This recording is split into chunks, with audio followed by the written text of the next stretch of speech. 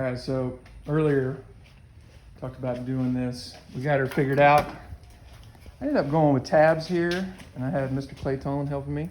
This is his first time ever welding, and I think he did a really good job. I'm not going to get too close, but anyway, yeah, it's not bad at all. Not that bad.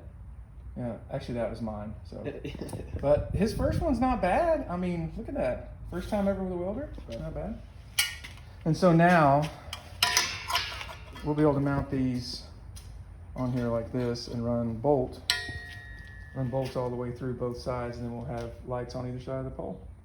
Now, one thing I do want to talk about is safety. So when you're dealing with heavy metal like this, big, thick pipe, you want to make sure that you use really heavy-duty stands or equipment like we have here. So these are your typical Stanley. Oh, Husky! I didn't see that. They're Husky. So, and then you want to make sure you secure your material so it doesn't roll away. So what I do is you take an old glove, and that really, I mean, it's locked in there, fellas. Like that's not going any. That moves a little bit, but it's locked. Anyhow. Clay thinks I'm stupid. Anyway, that's good though. So we're gonna prime it, and then I'll probably Craigslist rebuild. Yeah, I'll probably post it when we're done. Anyway, it'll be good. It's good. Extra lights at the church. See ya.